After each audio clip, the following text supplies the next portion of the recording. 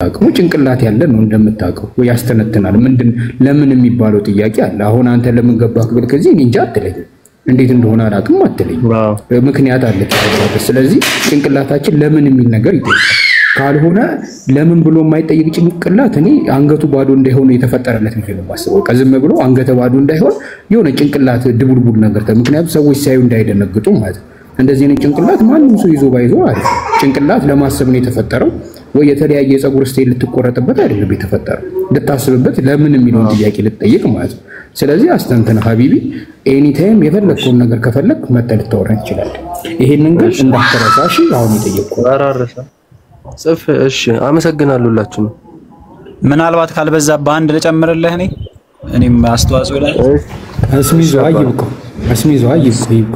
እሺ እንዳይበዛብሽ እሺ አመሰግናለሁላችሁ እሺ ተስፋ ጥያቄ አለ ተስፋ እስልምና ላይ የምጠይቀው ጥያቄ ልጠይቅሽ እኔም ብዙም አላውቅም ግን ልጠይቅ ብዬ ነው ግን ጠይቅ ችግር የለውም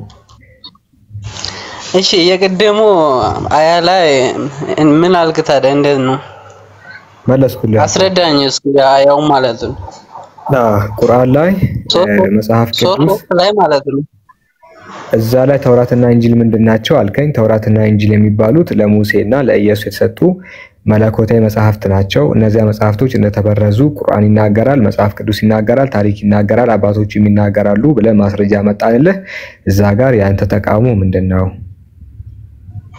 ሳላ አንድ ሐሳብ ግን ለሱ ለመሰጠው ነገር ተስፋዬ ከእስልምና የእምነት መሰረቶች መካከል በመጽሐፎቹ ማመን ነው ተስፋዬ አሁን አንተ እዛ ሱራ 3 ላይ ምናምን ስላገኘ ሳይሆን በመጽሐፎቹ ማመን ነው በሁለተኛ በነብያቱ ማመን ነው በነብያቱ ማለት አለፉት ነብያቶች ኢየሱስን ሙሳን ዳዊትን ሰለሞንን እነዚህ አላህ መልእክተኛ ሰዎችን ወደ እርሱ ሊያቀርብ መልእክተኛ አድርጎ እንደላካቸው እናምናለን ከዛም ደግሞ መጽሐፍን እንደሰጣቸው እናምናለን ተስፋዬ ልብ በልሽ መጽሐፍን እንደሰጣቸው እናምናለን እነዛ መጽሐፍቶች ደግሞ አሁን ላይ ኤግዚስት አያደርጉም ለምሳሌ ለሰለሞን የተሰጠው መጽሐፍ ለዳዊት የተሰጠው መጽሐፍ ሰለሞን ጋር ሌላ ሊሰጠው ይችላል ማለት ነው ለምሳሌ ለሙሴ የተሰጥቶታል መጽሐፍ ብለን እናምናለን ነገር ግን ምን ያደርጋል በኢንጂል ያረጋግጣል የተሳሳቱትን ደግሞ ያርማል ለኢየሱስ በሰጠው መጽሐፍ ማለት ነው እንዲሁም ያለፉ ነብያቶች መጽሐፍ ተሰጥቷቸዋል ብለን እናምናለን ይሄ የእምነት መሰረታችን ነው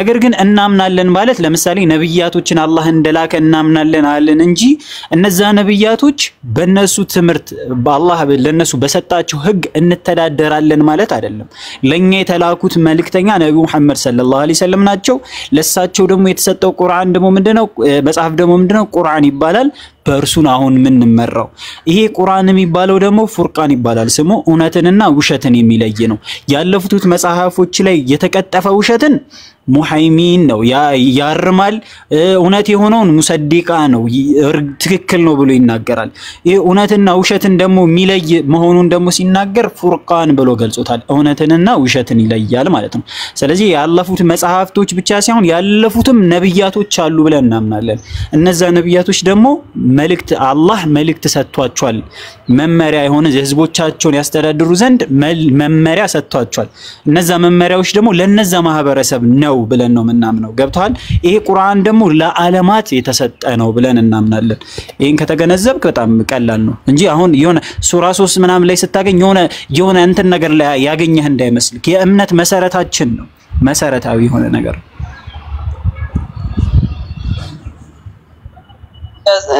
ጥያቄ ስለፈጠረብኝ ነው እንጂ እኔ ሌላ ነገር ፈልጌ አይደለም እሺ ገብቷል አሁን የመለስኩልህ ገብቷል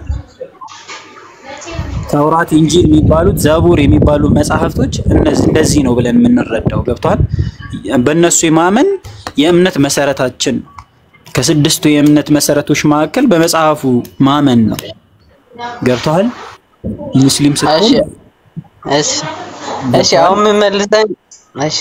አሁን ምን መልሰኝ የት ነው ያሉት አሁን የት ነው ያሉ ምን አሁን የት ማግኘት እንችላለን ማለት ነው ነብያቶቹም አይገኙም ታውቃለህ አይደለ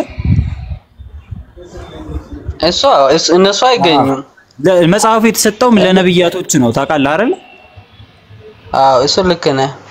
ለነዛ ነብያቶች መጽሐፉ ሲሰጥ ለነዛ ማህበረሰብ ነበር። እነዛ ማህበረሰቦች ደግሞ ለውጠውታል። አላህ Subhanahu Wa Ta'ala ያ አህለል ኪታብ እናንተ የመጽሐፉ ባለቤቶች ሆይ ሊመተልቢሱል ሐቅ ቢልባጢሊና ወተክቱሙል ሐቅ ወአንቱም ተዕለሙን ይላቸዋል። እናንተ የመጽሐፉ ባለቤቶች ሆይ እውነትን የምታውቁ ስትሆኑ ለምን በውሸት ትቀላቅላላችሁ ይላል። እውነትን በውሸት ቀላቅለውታል። ነገር ግን ያ የተቀላቀለውን እውነትና ውሸትን እንለይ ዘንድ ምን አልኩ? አላህ ቁርአንን አወረደ። ያ ቁርአን ምን ይባላል? ፉርቃን ይባላል። ተባረከለዚ ነዘለ الفርቃን ይላል። አላህ ያንን ፉርቃንን እውነትና ውሸትን የሚለይ መጽሐፍን አወረደ አልኩ። ቅድም ምን አልኩ? እውነትን በውሸት ቀላቀሉት አልኩ። ያ የቀላቀሉትን መጽሐፍ ደግሞ የሚያረጋግጥልን ምን አለ አልኩ? ቁርአን አመርጡልናል። አሁን ባለፉ መጽሐፍቶች ውስጥ ወይም እናንተ በያዛችሁት መጽሐፍቶች ውስጥ ሌላ መጽሐፍቶች ውስጥ ቁርአን ላይ አላህ ያረጋግጠውን ነገር ካገኘህ እንግዲህ አሁንስ የአላህ የተናገረው መሆኑን ታረጋግጣለህ ማለት ቅሪት ነው ብለን እናምናለን እንጂ መጽሐፉ እንደ መጽሐፍ ደረጃ ቁጭ ያለ ይገኛል ብለን በርዘውታል እንላለን። ገብቶሃል?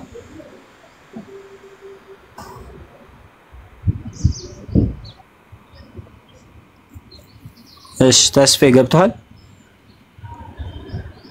እሺ ኦሪጂናሉ ሳይኖር እንዴት ተበረዘ ማለት እንችላለን? ለምሳሌ ያ የወረደ ኦሪጂናሉ ሳይኖር እንዴት ተበረዘ ማለት እንችላለን እኛ ማለት ነው። ሳላ እስኪ ንገረው። ኦሪጂናሉ አለመኖሩን እኮ ነው ተበረዘ የምንለው። አንድ ነገር መበላሸቱን ለማመን ያልተበላሸው እጅ ላይ ሊኖርህ አይገባም። ተበላሽቶ ከተገኘ ተበላሽቷል። ይኸውልህ አንድ ነገር ተበላሽቷል ስትባል መበላሸቱ በቂ ነው። ከመበላሸቱ በፊት ያለውን መልኩን ባታዩ እንኳን ለምሳሌ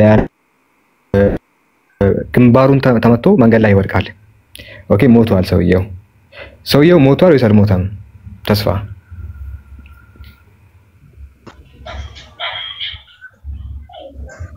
ሬሳውን እያየ ግንባሩን ተመቶ የወደቀው ሰውዬ ሞቷል ወይስ አልሞተም?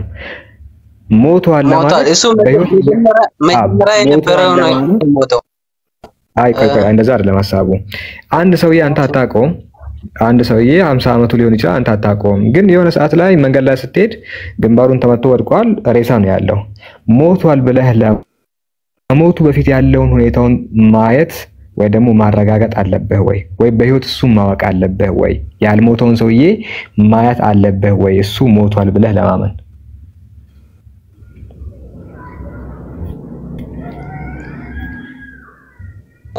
አውቃለሁ ማለት ይቻላል። ሰውየውን በህይወት ባታውቀውም ሰውየውን ባታናገረውም ከዚህ በፊት ምንም ችግር የለውም። አይታል የሰውየው በህይወት መኖር አይደለም መስፈርቱ፣ ሞቶ ካየው ሞቷል ነው። ስለዚህ መጽሐፍ ቅዱስ ተበርዟል ስንል ሲጨመርበትና ሲቀንስበት ይኸው እያየን ነው። አንተ ኦርቶዶክስ ነህ ጴንጤ ጋር ብትሄድ ሌላ መጽሐፍ ነው ያለው፣ ቁጥሩ ሌላ ነው። እንዲሁ ደግሞ የጽሁፍ ስታይላቸውም ሌላ ነው። አንዱ ሮሜ 8:34 መውሰድ እንችላለን። ስለኛ የሚፈርደው ይላል፣ አንተ ጋር ያለው እዛ ጋር ያለው ደግሞ ስለኛ የሚማልደው ይላል። እጃችሁ ላይ ይኸው እያየን ነው፣ ሬሳ እያየን ነው። ሬሳ አይተን ደግሞ አልሞተም አንልም። የተበረዘ የተጨመረበት እያየን አልተበረዘበትም ማለት አንችልም።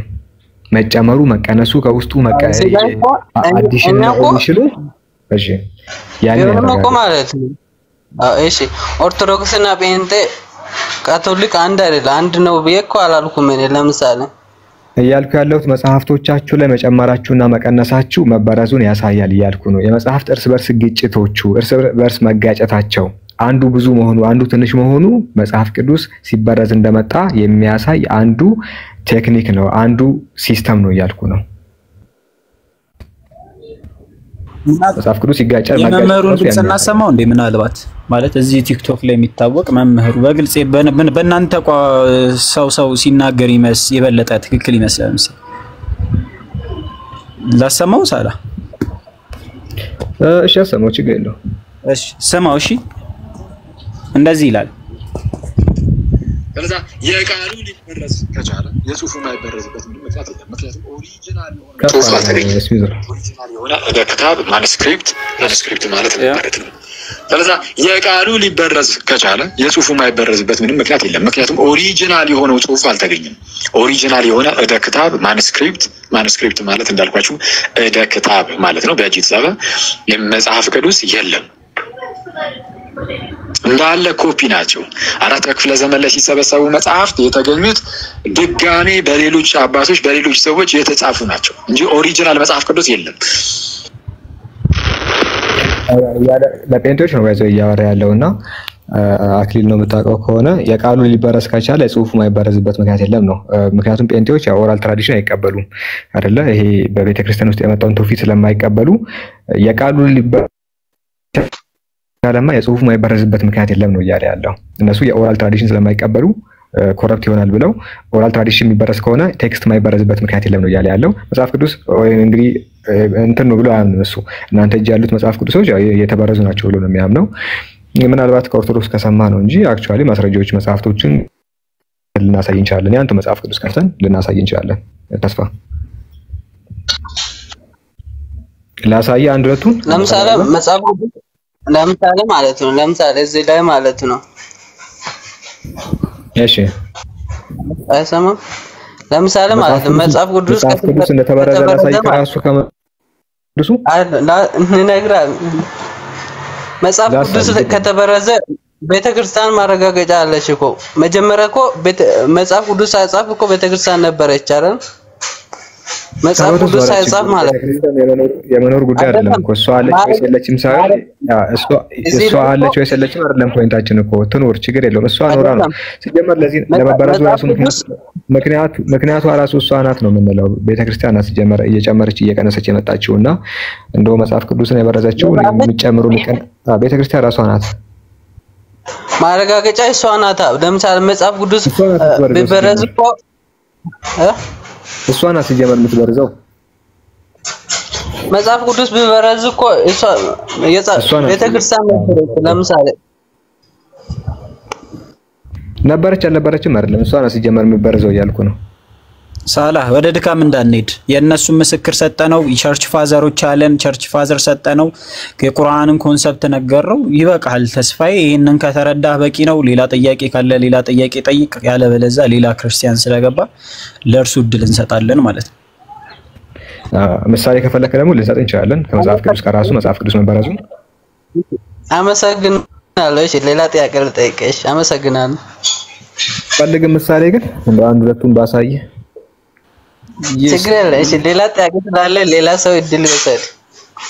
እሺ ችግር የለም ጠይቅ።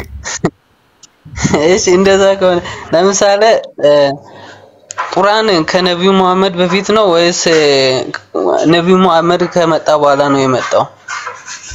ኦኬ ቁርአን ያወረደው ለነቢያችን መሐመድ ነው። ስለዚህ ከሳቸው አስቀድሞ ዶክመንተሪ የሆነ ቁርአን የለም። ቁርአንን ያወረደው አላህ Subhanahu Wa Ta'ala በነቢያችን ላይ ነው። ነቢያችን መሐመድ ሰለላሁ ዐለይሂ ወሰለም የተነሱት 600 የተወለዱት 570 ላይ ነው። መልእክቱን የተቀበሉት ደግሞ 610 ላይ ነው።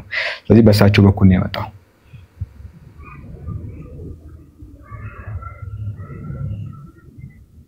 አመሰግናለሁ። እሺ ሌላ ሰው ይጠይቅሽ። በቃ አመሰግናለሁ። ሌላ ቀን ጠይቃለሁ። አንተ ልጠይቀኝ አንድ ጥያቄ ሶስት ጠይቃል። አንድ ልጠይቀኝ። ብዙም አልችልም ልመልስ። እኔ ብዙም እውቀት የለኝም። እሺ ችግር ላይ እውቀት የሚያስፈልገው የሆነ ጥያቄ ሳይሆን እስቲ እውቀት የሚያስፈልግ ነገር አልጠይቅህም። አንተ በግለሰብ ደረጃ አንተ ተስፋ ያልተወለደ አምላክ ታመልካለህ? አልገባኝም። ያልተወለደ አምላክ ታመልካለህ ወይስ አታመልክም? ያልተወለደ ስትል አልገባኝም። ግን እስኪ አብራራኝ እስኪ ጥያቄው ማለት ነው። በባህሪው ያልተወለደ አምላክ አለ ወይስ የለም? በማህፀን በኩል ያልመጣ ከሴት ያልተወለደ አምላክን አንተ ታመልካለህ? እንጃ ጥያቄ ግን በደንብ አልገባኝም። ሌላ ጠይቀኝ። እሺ ሌላ ጠይቀኝ። ይሄ ነገር ሪከርድ ነው እያዳመጥክ ያለሁት ሳላ። ይሄ የሆነ ሰው ላይ አፕን አድርጓል እንደዚህ በተመሳሳይ አልገባኝም። ጥሩ ነበር። ችግር የለውም። ተስፋ የምታመልክ ከሆነ አመልካለሁ፣ የማታመልክ ከሆነ አላመልክም ነው። አሁን አንተን የጠየኩ በባህሪው በሴት ማህፀን 9 ወር ተረግዞ በጽንስ እንግዲህ የተወለደ አምላክ አለ። ከዛ ውጪ ግን ያልተወለደ አምላክ ታመልካለህ አንተ?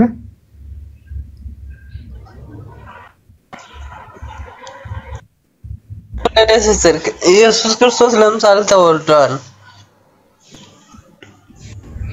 በስጋ የተገለጠ ለምሳሌ ኢየሱስ ክርስቶስ በስጋ የተገለጠ አምላክ ነው ብለን ነው የምናምነው። ለምሳሌ የጠየኩ ግን እሱን አይደለም።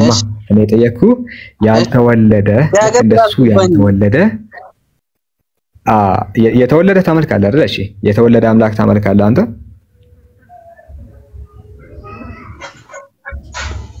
ስለገባብኝ ነው ይቅርታ። እሺ የተወለደ አምላክ ታመልካለህ? የተወለደ አምላክ ከሴት በኩል የተወለደ አምላክን ታመልካለህ? አዎ የተወለደውን ታመልካለህ። ጥሩ። እሺ ያልተወለደ ሌላ አምላክ ታመልካለህ? በስጋ ተገለጠ እንጂ ተፈጠረ ማለት እኮ አይደለም። ተፈጠረ ምናምን እኮ አላልኩም እኔ። ተፈጥሯል ወይስ አልተፈጠረም አይደለም። ያልተወለደ አምላክን ታመልካለህ ወይ ነው።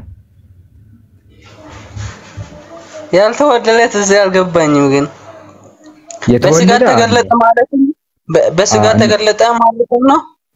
እሱንም ያዘው። ግን ያልተወለደ ከሴት በኩል እንደዚህ ያልተወለደ ሌላ አምላክ ታመልካለህ? አብና መንፈስ ቅዱስ። እሺ ስለዚህ ያልተወለደ አምላክ አለህ አንተ? በስጋ ተገለጠ እንጂ ለምሳሌ አብና ወልድ በስጋ አልተገለጡም። አብና መንፈስ ቅዱስ ማለት ነው። አሁን እየጠየኩህ ያለሁት እኔ ያልተወለደ አምላክን ታመልካለህ ወይ?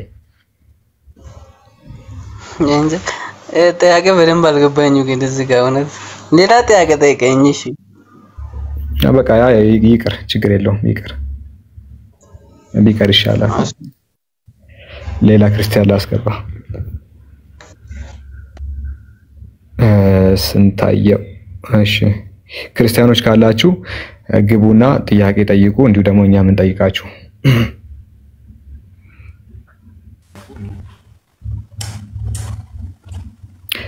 መዳን በኢየሱስ አቤት። ደህና ነህ? እንዴት ነህ?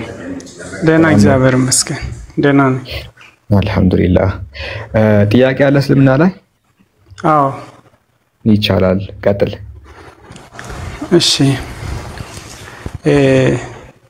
ቁርአን መግቢያ ላይ ማለት ነው ሱራ 1 ላይ እሺ ያለው ጸሎት ነውና እሺ ቁርአን ከአላህ ዘንድ ከወረደ ያ እዛጋ ያለው ተግባራት ጸሎት ነው እንትን ማሳየውና ወደ ማን ይጸልያል አላህ የሚለው ጥያቄ ሆኖብኛል።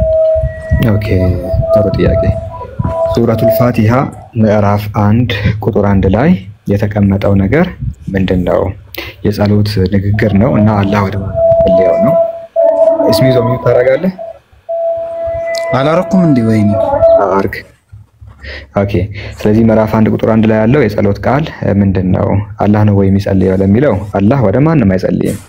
እንግዲህ አላህ Subhanahu Wa Ta'ala የሁሉ አምላክ ነው፣ የሁሉ ፈጣሪ ነው፣ ከእርሱ በላይ የሆነ አካል የለም። ስለዚህ አላህ ወደ ማንም አይጸልይም። ታዲያ በአላህ ስም እጅግ በጣም ሩህሩህ እጅግ በጣም አዛኝ በሆነው ምስጋና ሁሉ ለአላህ ይገባው ለዓለማት ጌታ የሆነው እጅግ በጣም ሩህሩህ እጅግ በጣም አዛኝ የሆነው የፍርድ ቀን ባለቤት ለሆነው አንተ ብቻ እንገዛለን፣ አንተ ብቻ እርዳታን እንለምናለን፣ ቀጥተኛው መንገድ ምራን የሚለው ማን ነው ከተባለ ጌታ አምላካችን በእነዚህ ቃላት እንድንጸልይ ያወረደልን የጸሎት ቃላት ናቸው። አላህ ቁርአን ላይ እንዴት መጸለይ እንዳለብን ያስተምረናል። ስለዚህ ይሄ በሐዲስም እንደተገለጸው ጌታ አምላካችን ባሮቹ በዚህ ለምኑት ዘንድ ይጸልዩት ዘንድ ያወረደልን የጸሎት ቃላት ነው። አላህ በእነዚህ ቃላት እንድንለምነው አወረደ። ቃሉ የእርሱ ነው። ነገር ግን እኛ እንደዚህ ቃላት እንድናነበውና በዚህ ቃላት እርሱ ያወረደ።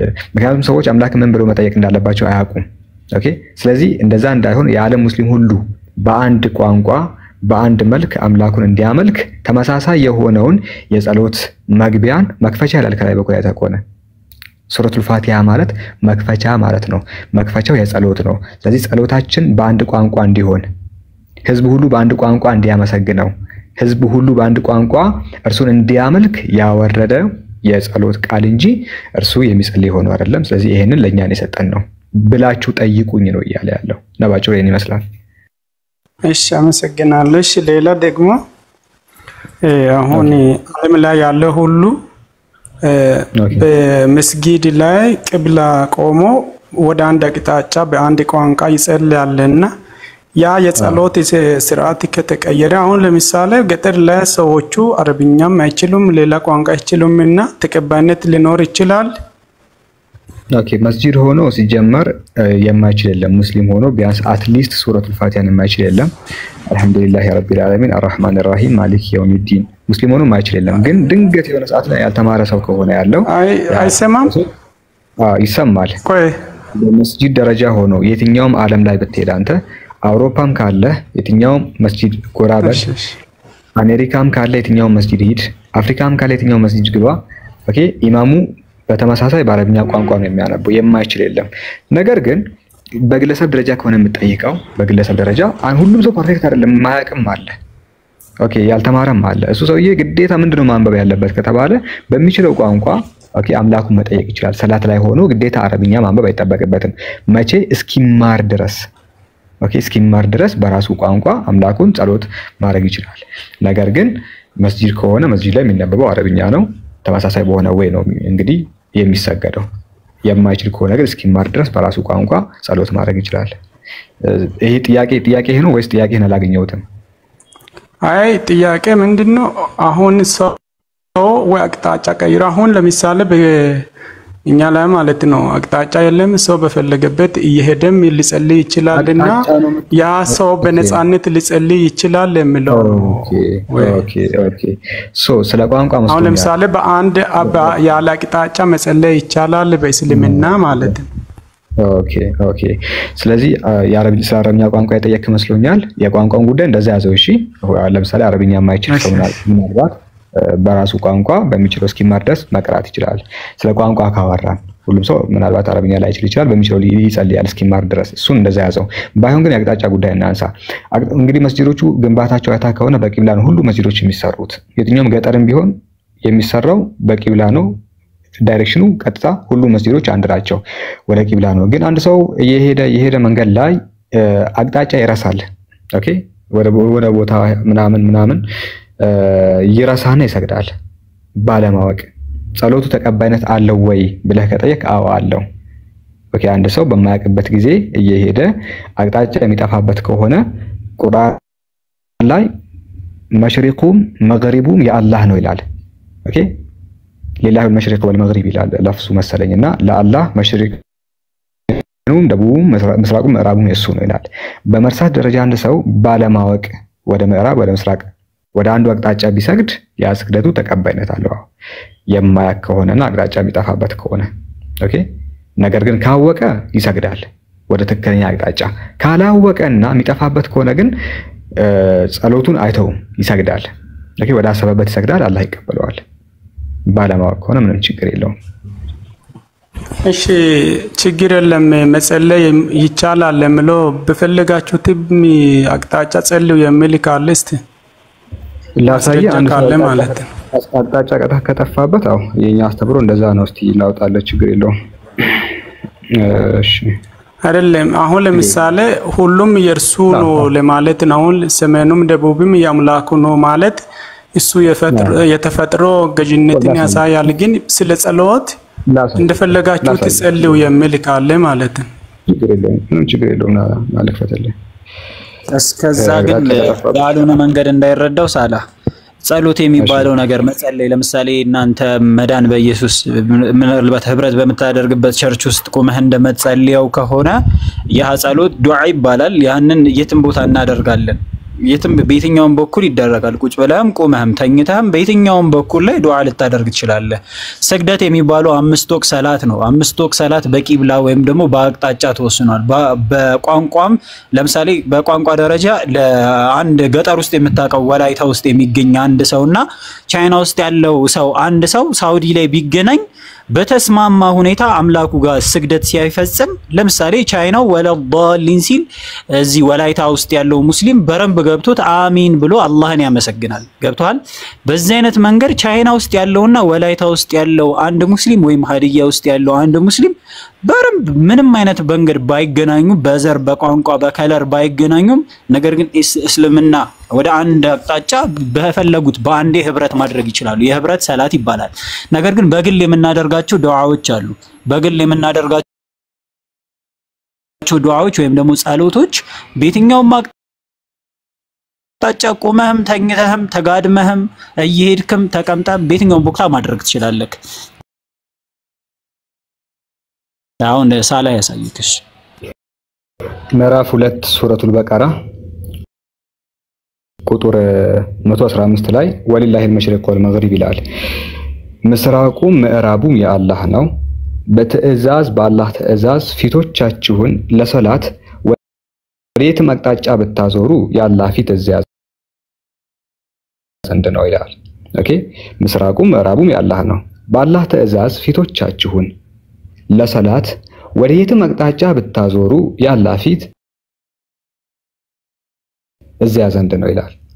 ምስራቁም ምዕራቡም የአላህ ስለሆነ ስትሰግዱ ወዴትኛው አቅጣጫ ብታዞሩ ፊቶቻችሁን ችግር የለውም ይላል። ይሄን ዑለሞቻችን ሲፈቱ ሆን ብሎ ሳይሆን ባለማወቅ ከሆነ ነው። ወረድ ብሎ እንደው ሳያውቅ ወደ ቂብላ አቅጣጫ ፊቱን ሳያዞር የሰገደ ሰው ነው። ሳያውቅ ምናልባት የሚታይ ወደ ቂብላ አቅጣጫ ፊቱን ሳያዞር የሰገደ ሰው አይታ ባለማወቅ ከሆነ ወደ ምዕራብም ወደ ምስራቅም ብትሰግድ ምንም ችግር የለውም። ምስራቁም ምዕራቡም ያላህ ነው። በአላህ ትእዛዝ ፊቶቻችሁን ለሶላት ወዴትም አቅጣጫ ብታዞሩ የአላህ ፊት እዛ ነው ይላል። የአላህ ፊት ሲባል ህልውናውን የእርሱን አመልካች ነው። ገብተዋል። ስለዚህ ይቀበላል ጸሎትህን ነው ባለማወቅ ከሆነ።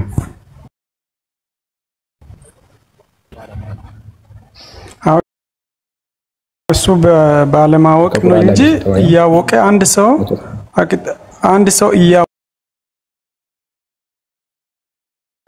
የተወሰነውን የተደነገገውን መቀየር አይችልም ማለት ነው። እያወቀ አምላክን ከተቃረንክ ኃጢአት ሰርተሃል። አምላክ ና እንደዚህ አድርግ እያለ ነው። ትክክል ነሽ።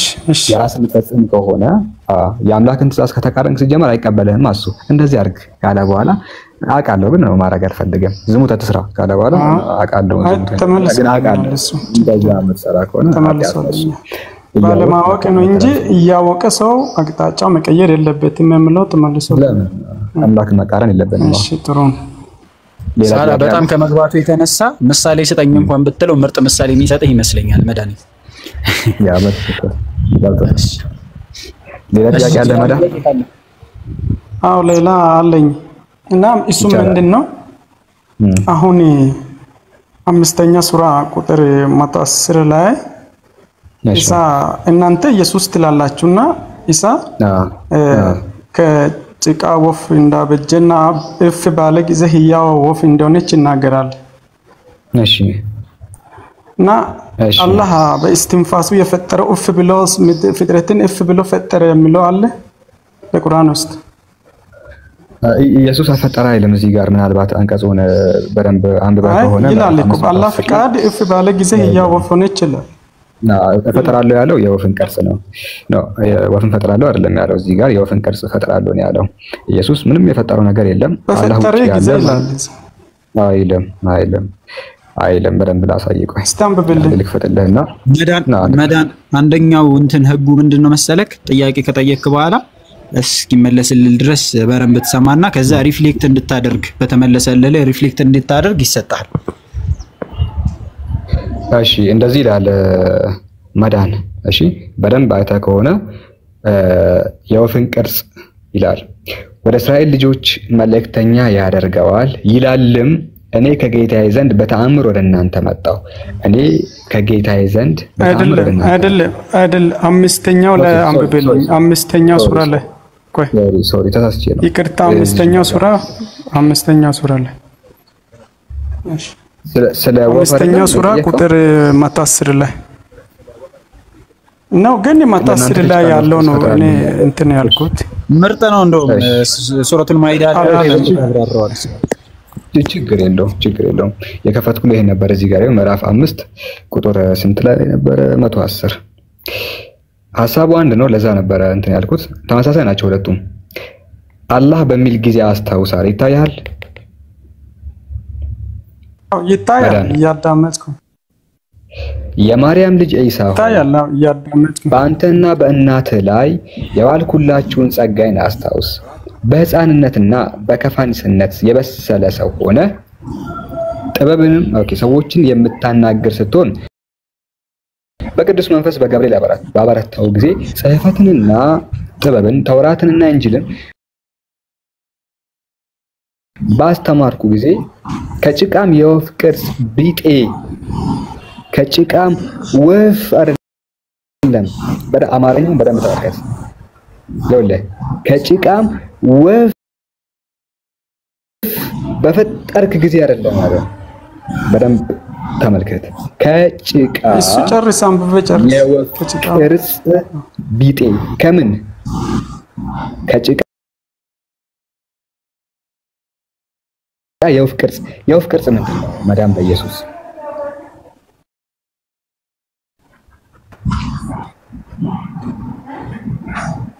እስቲ ሐሳቡን እሱን አንብብና እንትን እቺን እንስማማና ችግር የለውም እስከዚህ ድረስ ነው ማነበው እስከዚህ ድረስ እዚች ጋር ያቆምኩት እስከዚህ ድረስ ላነበው ነው እስከዚህ ድረስ እስከ 4 ነጥብ አይ አንብበ ጨርሰ ከዛ በኋላ እንትን የወፍ ቅርጽ ከጭቃ የወፍ ቅርጽ ነው ላይ የተፈጠረው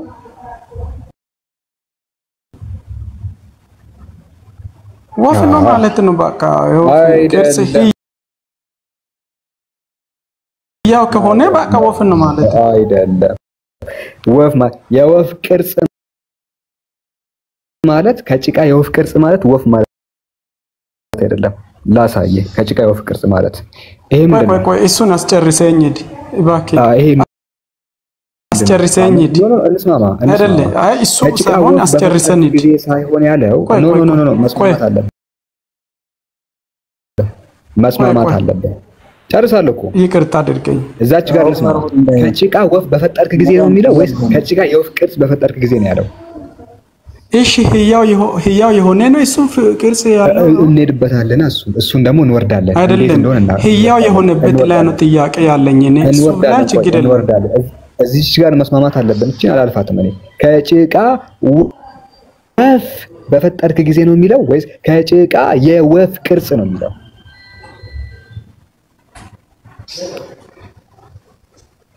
ከጭቃ ወፍ በፈጠርክ ጊዜ ነው ያለው ከጭቃ የወፍ ቅርጽ ከዛ ወርዳለሁ ቆይ ከጭቃ የወፍ ቅርጽ ማለት ይሄ ነው ጋይስ ሁላችንም እናውቃለን ቅርጽ ምን እንደሆነ ከጭቃ የወፍ ቅርጽ እኔ ፈጥራለሁ ጭቃ ይዛልኝ ነው እንዴት እንደምሰራ ሳይሆን እሺ ይቅርታ አድርገኝና አንዴ ሳላ ይቅርታ አድርገኝና ሰባተኛ ሱራ ላይ አሁን ለምሳሌ አላህ ቀረጽኳችሁ ይላል የተቀረጸ ነገር ህያው አይደለም ካልክ እስቲ አይደለም ቅርጽ የሚለው ካን ሌላ ነገር ሳንገባ እሱን ያስረዳል አላህ ከፈለገ አንተን ከቅርጽ ይፈጥራል ከፈለገ ከምንም ነገር ይፈጥራል ስላላህ እሺ በቃ እሱ ላይ ሆነ እሱን አንብብልን እሺ እንውረዳውን ስለዚህ ከጭቃ ወፍ በፈጠርክ ጊዜ ሳይሆን ከጭቃ የወፍ ቅርጽ ቢጤ ነው ጭቃ ይዘልና አሊያም ወደ ታች አንብብልን እንቀጥል አራ ወገናችን እንደዚህ ሰራና ያ በደንብ ስማውን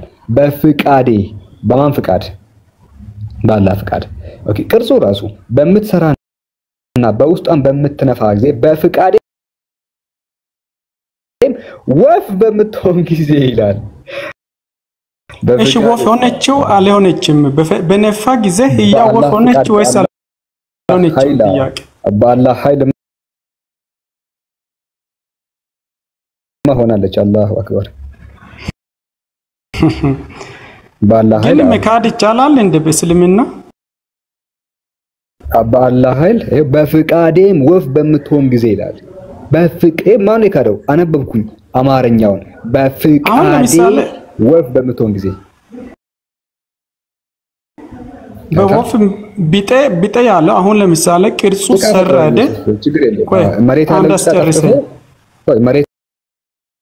አይደለም ከተጠፍጥፎ ዲዛይን አደረገ የወፍ ቅርጽ ሲያዘ ባላ ፍቃድ ደግሞ ወፍ ሆነች እናምናለን በደንብ ከጭቃ ይላል እኮ አሁን ለምሳሌ ከፍጥረት ጋር እኩል እንደሚሆን ይናገራል ከጭቃ የወፍ ምን ይሄው ከጭቃ ያልክ እንትን ባልከው ነገር ላይ ነው እንጂ ይሄ አሁን ለምሳሌ ከጭቃ ቁርአን ራሱ የአላህ ቃል ከሆነ መከበር አለበት። አንደኛ የነ ጥያቄ ነው ተቀበለናል። ቆይ ከጭቃ የወፍ ምን አንድ ያምብልኝ ነኝ ከጭቃ የወፍ ምን የወፍ ቅርጽ ቢጤ የወፍ ቅርጽ ቢጤ ከዛስ ከዚህ ጋር ጀመረ በፍቃደ በሚትሰራና በውስጧ በሚትነፋ በፍቃደ ወፍ በሚትሆን ጊዜ ይላል። በትክክል ወፍ የምትሆነው በማን ፍቃድ? አሁን ለምሳሌ ቅርጽ የሆነው ነገር ሁሉ ህያው አይደለም ባልከው ጊዜ እኔ ደስ አላለኝ። ለምን? አላህ ራሱ እንደቀረጸ ይናገራል። ቀረጽኳችሁ ይላል በአፉ ማለት ነው። በማን ፍቃድ ወፍ ሆነ? አይ እሱ እኛም እናምናለን በአላህ ፍቃድ ካልክ እስቲ እሱን በርግጥ እኔ ይሄንን ኢየሱስ ሰርቷል ብዬ አላምንም፣ ግን ቢሆንም በእናንተ ላይ ስላለ ነው ጥያቄው ነው። ስለዚህ ኢየሱስ ያደረገውን ነገር ልንገርህ። አስቀድሞ አላህ የፈጠረውን አመድ መሬት ላይ ያለውን ጭቃ ነሳት። ከዛ የወፍ ቅርጽ የወፍ ዲዛይን አደረጋት።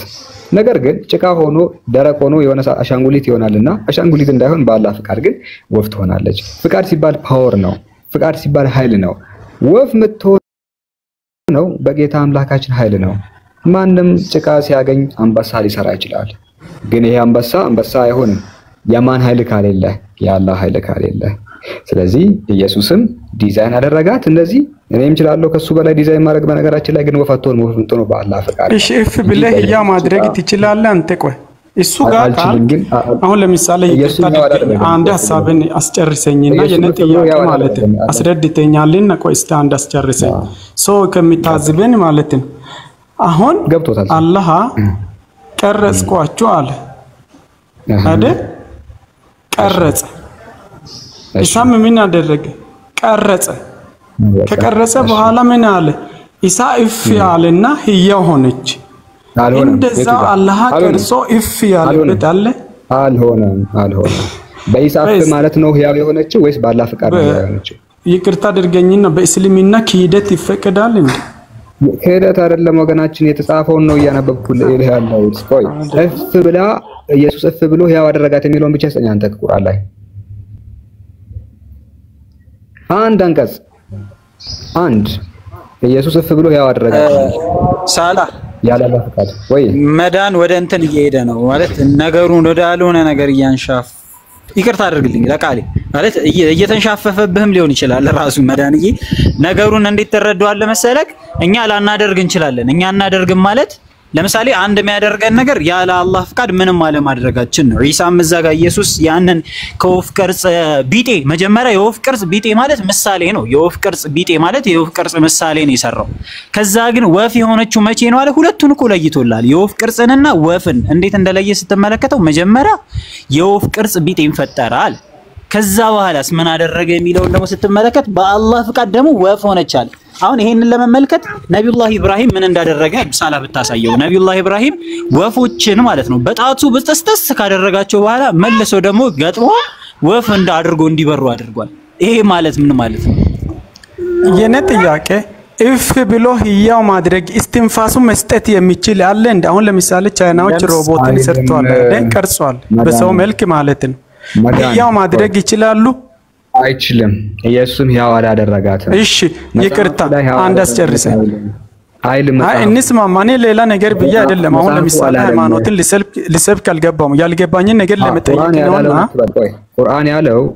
ቁርአን ያለውን በግልጽ አይተናል። ኢየሱስ መሬት ላይ ያለውን ጭቃ ዲዛይን ያደረጋት የወፍ ቅርጽ ያስያዛት። ያቺ የወፍ ቅርጽ ግን በራሷ ወፍ አልሆነችም። ኦኬ በአላህ ፍቃድና በአላህ ኃይል ግን ወፍ ሆናለች ነው እየተባለ ያለው። ከዛ ውጪ ግን ኢየሱስ እፍ ብሎ ህያው አደረጋት የሚል ነገር ስላሌለ አንቀጽ አውጣ ስለ አንቀጽ ማውጣት የማይችለው ነገር አታወራ። ምክንያቱም ስታወራ አንቀጽ ጠይቀሃለሁ ስለማታወጣ አታወራ። ኦኬ አንቀጽ ማምጣት የምችለው ነገር ብቻ አውራ። ሐሳብ መረጥ። እሺ እኛ ለዚህም እኮ ነው በቁርአን ላይ ያለውን ኢየሱስን የማናምን ኢሳን ኢየሱስ ነው ብለ የማንቀበለው። ለምንድን ነው? ለዚህ ነው። ለምን? ውሸተኛ ነው፣ አልሰራም። ያልሰራውን ነገር ሰርቷል ተብሏል። ስለዚህ እስትንፋስ መስጠት የሚችለው ፈጣሪ ነው። ግን እዛ ጋር እየተሰጠ ያለው ሌላ ነገር ነው። በዚህ ነው እንትን ያልኳለሁ። ኢየሱስ ዋሽቷል ያልከው? እኛ ኢየሱስ እሱ አይዋሽም። በእናንተ መጽሐፍ ላይ ያለው ውሸታም ነው። የቱ እንደሚዋሽ እኔ ከመጽሐፍ ነው ማሳይባቸው። ኢየሱስ ሲዋሽ በጣም ብዙ ቦታ አሁን ወደ ሌላ ቦታ ከሚሄድ አሁን ለምሳሌ ለዚህ አሁን ከታች ያሉት ሌሎች ይሳደባሉ፣ አንተ ስትመልስልኝ ይሳደባሉ። አንዴ ቆይ፣ አሁን መሳደብ ለምን አስፈልግ? አንዴ ማን ነው ሲሳደበው? በጣም ያስጠላል። እኔ ያልገባኝን ነገር ለመጠየቅ ነው እንትን ያልኩ የገባሁት። መሳደብ ያስፈልግም። ማን ይሳደብ? ኮሜንቶችን እያየ ነው፣ ሌላ ሰው እያየ ነው። አንተን የሚሰድብ ሰው ከኛ ጋር ነው የሚጣለው። ምክንያቱም እንግዳችን አክብረንህ እያወራን ነው። ቢያንስ እነሱን ኮሜንቶችን ትተህ እኛ አክብረንህ እያወራን ያለውን እኛን ተመልከት፣ እነሱን አይደለም መመልከት ያለው። በዚህ መቀራራ ካልተግባባን እሱን እሺ ተመልሻለሁ። ችግር የለም። እኔ ከሰው ጋር ከሚጣላ ነገሩን አቋርጬ ቢወጣ ነው የሚሻለኝ። ለምን ከሰው ጋር መጣላት አይፈቀድም። እና እኔ ጥያቄ የሆነብኝ ነገር እንደዛው አላህ እፍ ብሎ ህይወትን የሰጠበትን ቦታ ከቁርአን አሳዩኝ የሚል ነው የኔ ጥያቄ። አሁን ለምሳሌ መጽሐፍ ቅዱስ ለክርስቲያኖች መጽሐፍ ዘፍጥረት ላይ እፍ ብሎ ህያው እንዳደረገ ይናገራል። ቁርአንም ደግሞ እፍ ብሎ ያው እንዳደረገ እየተናገረ ነው። አሁን ስለ ኢሳ ማለት ነው። አንዴ ቆይ አንዴ አመጣልሃለሁ እኮ አላህ Subhanahu Wa Ta'ala አዳምን ቀረጸው፣ ከዛ ከመንፈሱ ህያው አደረገው ይላል። እሺ እሱን ሱረቱ ሳፋት ላይ አመጣልሃለሁ። ግን አሁን ኢየሱስ አልፈጠረም ነው እየተባልክ ያለው። ኢየሱስ ፍጡር ነው። ፍጡር የሆነ አካል ደግሞ ሌላውን ሊፈጠር አይችልም። ኦኬ ፍጡር የሆነ አካል ሌላውን በፍጹም መፍጠር አይችልም። ገብቷል? እዚህኛው አንቀጽ ላይ ኢየሱስ ፈጣ የተባለው ዲዛይን ነው። እሱ እኔ ይቅርታ አድርገኝና በኢየሱስ ላይ አይደለም እዛ ላይ ያለኝ ጥያቄ ኢየሱስ አይደለም። በቃ እሱ አይደለም ለአንተ ችግር የለውም። እሺ ችግር የለውም። ስለዚህ አላህ Subhanahu Wa Ta'ala ብቸኛ ፈጣሪ ነው። ኢየሱስ የፈጠረው ዝንብ የለም አይደለም ወፍ። እዚያ አንቀጽ ላይ ፈጠረ የተባለው ምንድነው? የወፍ ቅርጽ ነው። እኔም የወፍ ቅርጽ ጭቃ ይዘህ ካመጣ ወፍ አይደለም አንበሳ ፈጥሬ ያሳይሃለሁ። ያው የሚያደርገው ግን አላህ Subhanahu እሺ እፍ ብለህ ያው ማድረግ ይችላል። ያልገባ ያው እኔ አልችልም፣ አላህ ይችላል። ኢየሱስ አይችልም፣ አላህ ይችላል። እሺ እዛ ጋር ኢየሱስ አይችልም፣ ሰላም አይችልም። እዛ ጋር ያው አደረጋት ያለው አላህ Ta'ala ነው። ሰላ ጥያቄን እዛ ጋር ያው አደረጋት ያለው እስቲ አንደርስታንድ የነን ሐሳብ ነው የመለስከኝ ነው አይደል? አንዴ አሁን ሳላ እየጠየቀ ያለውን ብቻ መልስ። በቃ አሁን እኮ እየተለያያችሁበት ነገር ይሄ ብቻ ነው። አሁን ሳላ እየጠየቀ ያለውን ብትመልስ በቃ ተግባብታችኋል። አሁን ሳላ ማን ነው ያደረጋት? ያው ያደረጋት ማን ነው? ኢየሱስ። ወገናችን መዳነ በኢየሱስ አይደል? እኔ ኢሳ እንትን ይዘጋ ያለው መጀመሪያ ጀምሮ ከጭቃ ቅርጽ ላይ እስቲ ቆይ አስተምረን በቃ ወይ በሰላም ስለ ቅርጽ አጠየቅ። ማን ነው ያደረጋት? ወፊቱን ያው ያደረጋት ማን ነው? ያ እፍ ያለበት አካል ነው። ያው ያደረጋት ማን ነው? አው መጽሐፉ ላይ እፍ ያለው ያደረጋት ማን ነው? እፍ ያለው አካል ነው። ኢሳ ነው በዛ ቦታ ማለት ነው። ኢሳ ያው አደረጋት። ቁርአን እንደዚህ ይላል። እሺ የቀረጸው ማን ነው ሲጀመር? የቀረጸው ኢየሱስ ነው። የቀረጸው ነው አይደለ? ኢሳ በለኝ ኢየሱስ ችግር የለውም። ኢሳ ነው አይደል የቀረጸው? ከአፈር ነው አይደል?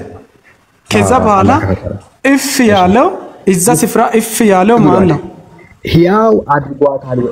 እፍ በማለቱ ያው አድርጓታል ወይ? እሱ እፍ በማለቱ ብቻ ያው አድርጓታል ወይ? አዎ የቀረጻትም እፍ ያለ የተነፈሳትም ያው ነው። እሱ ታመጣለህ ወይ? እና ደረቀዋል አለማ ይዘጋ ወይ አደረጋት የሚል ነገር እፍ በማለቱ ብቻ ያው አደረጋት የሚል ነገር አለ ወይ ቁርአን ላይ? እስቲ ከክፍሉ አንብብልና ይላል እኮ ክፍሉ ይላል እኮ ላይ እፍ ባለ ጊዜ ህያው እንደሆነ እናገራለን አይደለም? ቆይ ቁርአኑ ላይ እኛ እፍ አላለም አላለህም፣ እፍ ብሏል። የኢየሱስ እፍ ማለት ግን ህያው አያረጋትም። እኔ ጭቃ አንበሳ ሰርቼ እፍ ማለት እችላለሁ፣ ግን ህያው አይሆንም። ይኸውልህ መዳን መሬት ላይ ያለውን ጭቃ አንስተህ አፍጥፈህ ቅርጽ መስራት አንበሳ መስራት ትችላለህ፣ እፍ ማለትም ትችላለህ፣ ግን ህያው አይሆንም። ለምን? የአላህ ፓወር ያስፈልጋል። ኢየሱስም መሬት ያለውን ጭቃ አነሳ አፈጠፈው። አላህን ፍራ። ቆይ አላህን ፍራ፣ ሌላ ነገር አትናገር። ያ እዛ ክፍል ላይ ያለው ማን ነው? ቁርአኑ ልከፍት ነው። የማተግባር ነው ተግባሩን እመና አላህ ፍቃድ ስማ። ቆይ ያለ አላህ ፍቃድ ወፊቱ ህያው ሆናለች ወይስ አልሆነችም? ሆናለች አይደለ? በእፍ ባለው አካል ነው ነችው። ፍቃዱን ሰጥቷል ለመፍጠር። ቆይ ህያው ለማድረግ ፍቃዱን ሰጥቷል ለዛ አካል ማለት ነው። ፍቃድ ሲባል ፓወር ነው። ቆይ ያለ አላህ ፓወር ወፊቱ ህያው ሆናለች። ላንተና ቆይ እሺ ላንተና ለኔ ያ እፍ ብሎ ህያው የማድረግ ስልጣን ላንተና ለኔ ተሰጥቷል። ና ቆይ ጥያቄው ያለ አላህ ፍቃድና ፓወር ወፊቱ ህያው ሆናለች ይላል ወይ?